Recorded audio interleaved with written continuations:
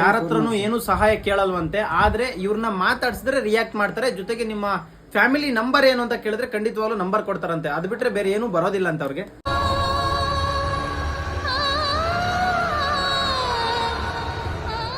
ತಾವೇನು ಹೇಳಕ್ ಇಷ್ಟಪಡ್ತೀರಾ ಸರ್? ಇವರು ನಮ್ಮ ಜೊತೆ ಇದ್ದವರು.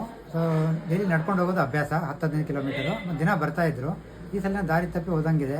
ದಯವಿಟ್ಟು ಇದು ಕಂಡ್ರೆ ಲೈಕ್ ಸ್ವಲ್ಪ ಸಂಪರ್ಕಿಸಿ. ಸ್ನೇಹಿತರೆ ನಮಸ್ಕಾರ, ನಾನು ನಿಮ್ಮ ಪ್ರೀತಿಯ ಜನಸ್ನೇಹಿ ಯೋಗೇಶ್. ಇವ್ರ ಹೆಸರು ಬಂದ್ಬಿಟ್ಟು ಸತ್ಯನಾರಾಯಣ್ ಅಲಿಯಾಸ್ ಬಾಬು ಅಂತ.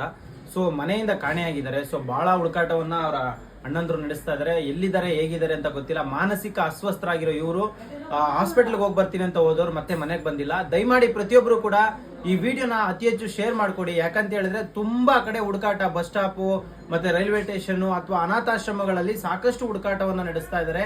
ಸೊ ದಯಮಾಡಿ ಈ ವಿಡಿಯೋನ ಅತಿ ಹೆಚ್ಚು ಶೇರ್ ಮಾಡ್ಕೊಟ್ರೆ ಅವ್ರು ಎಲ್ಲಿದ್ದಾರೆ ಏನು ಅನ್ನೋದು ಸ್ವಲ್ಪ ಪತ್ತೆ ಆಗುತ್ತೆ. ಯಾಕಂದ್ರೆ ಮಾನಸಿಕ ಅಸ್ವಸ್ಥರಾಗಿರೋದ್ರಿಂದ ಎಲ್ಲಿ ಊಟ ಮಾಡ್ತಿದ್ರೋ, ಎಲ್ಲಿ ನಿದ್ದೆ ಮಾಡ್ತಿದ್ರೋ ಅನ್ನೋ ಒಂದು ಭಯದಲ್ಲಿ ಬದುಕ್ತಾ ಇದ್ದಾರೆ.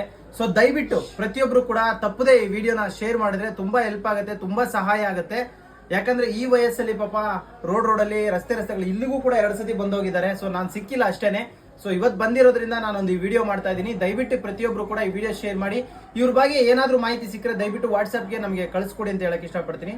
ಎಲ್ರಿಗೂ ಒಳ್ಳೇದಾಗ್ಲಿ. ಜೈ ಹಿಂದ್, ಜೈ ಕರ್ನಾಟಕ ಮಾತೆ. ಶನೇಶ್ವರ ಒಳ್ಳೇದ್ ಮಾಡಿ.